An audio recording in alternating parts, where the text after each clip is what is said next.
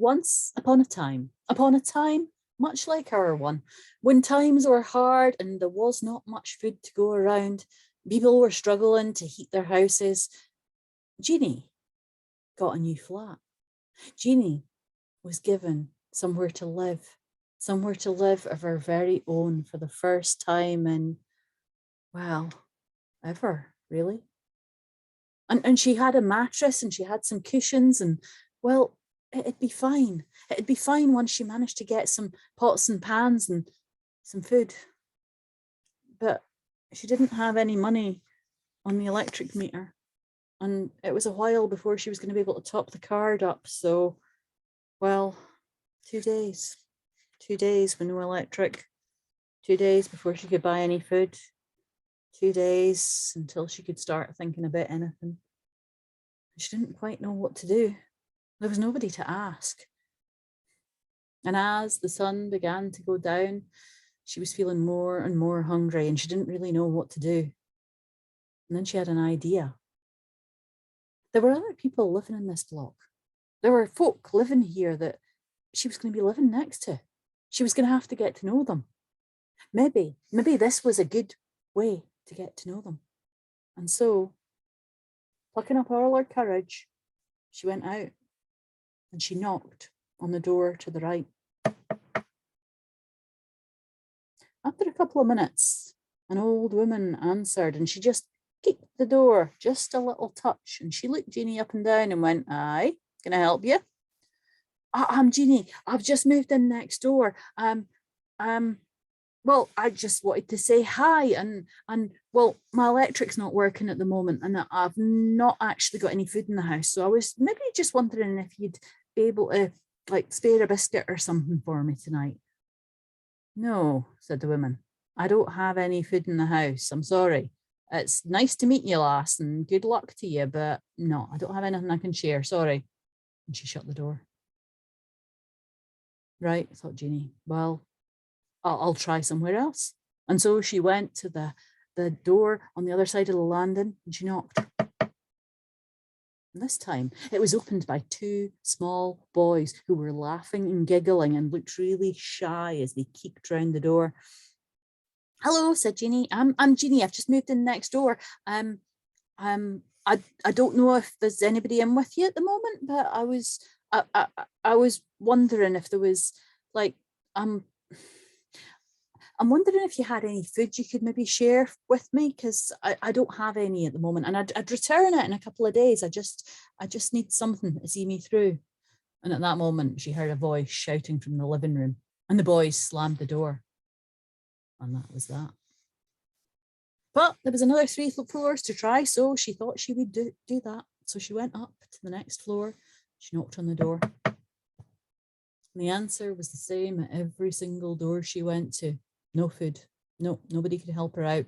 Nice to meet her, like, but no, everybody was struggling. Times were hard. There was nothing to be had in the whole block.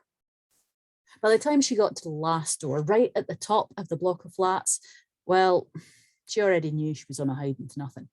So this time, when she knocked, and a man answered, she said, "Hi, my name's Jeannie. I've just moved in downstairs. And well, my electric's not working and I don't have any food, but I was wondering, would you maybe have a pot that I could use outside on a fire just to heat some stuff up?" "Aye," said the man. "Have you got something to cook like?" Well, said Jeannie, and taking out of her bag, she took one round stone. "Well, I've got this. I guess that'll have to do." "A stone?" said the man. "What the hell are you going to do with a stone?" "Oh, I'm going to cook it. I mean, it'll take a while to warm up, but that's why I need the fire outside because I didn't have any electric on." "Aye," said the man, "but you can't eat stones." "Oh, you can. You can make them into soup," said Jeannie. "Soup?" said the man. "Aye," she said. "Have you got a pot?" "Aye," said the man. "I've got a pot, but it's not got any handles. I mean, you can't carry it once it's hot, but I'm sure it'll do for it." And he went back inside and he brought out a pot. "Oh, thanks," said Jeannie. You're a lifesaver. If you want to come down and try it out at any point, let me know. I'm happy to share." "Right," said the man. And Jeannie went down And she gathered some wood, some sticks from round about, and some scraps of wood that were lying around, and she lit the fire. And as the fire burned, well, she took the pot and she placed it on it. She got some water from inside, and then when it was just starting to warm up, she took the stone, gave it a kiss for luck, and plopped in the water and left it to simmer. The man that had given her the pot, well, he'd been watching and he came down to see how she was getting on. And she said, oh, well, it's just starting to warm up. Do you want to try some? Well, it's not looking like much, lass, is it? I mean, I wouldn't mind trying some. And he went back upstairs and he got himself a spoon and came down and dipped the spoon into the pot and tried it. Well, it just tastes like hot water, he said. I mean, it's going to take a long time for that stone to get soft. Aye, she said it will. I mean, normally I'd have some like seasoning in there, sort of salt, pepper, herbs, that kind of thing, but I didn't have anything. Right, said the man. I've probably got some salt and pepper. I might even have a stock cube if you want it. Aye, said Jeanie, that'd be amazing if you did. Right, said the man. And he went back upstairs and he came back down a few minutes later with some salt and some pepper, a stock cube, and a little pinch of herbs. Oh, excellent, said Jeanie. This is brilliant. Next thing, the woman that she'd knocked on the door first, the old woman, she came out. Mary was her name. And she came over and she looked. What are you doing? Didn't think you had any food. Oh, I don't, said Janie, but, well, I've got a stone, so I'm going to make stone soup.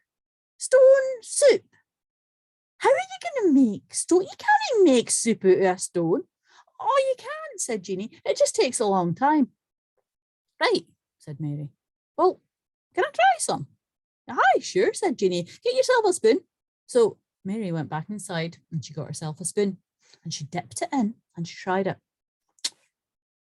I mean, it's not exactly, it's not got much flavour. It's nice enough, I suppose, but it's awfully thin. Do you not need some barley or broth mix or something to chuck in it? Well, yeah, said Jeanie, that'd be ideal, but, well, I didn't have any. Said Mary. I might have a bag of broth mix at the back of the cupboard. You hang on here, lass, and I'll go and see. And she went back into her flat. A few minutes later, she came out holding a little bag of broth mix. I found it. I mean, it's a wee bit out of date, but it'll be fine. And so they chucked it into the pot. Two little boys appeared with their dad, wondering what was going on. And they were so excited to find out soup was being made in the backyard. They went back inside and they brought out an onion and some carrots.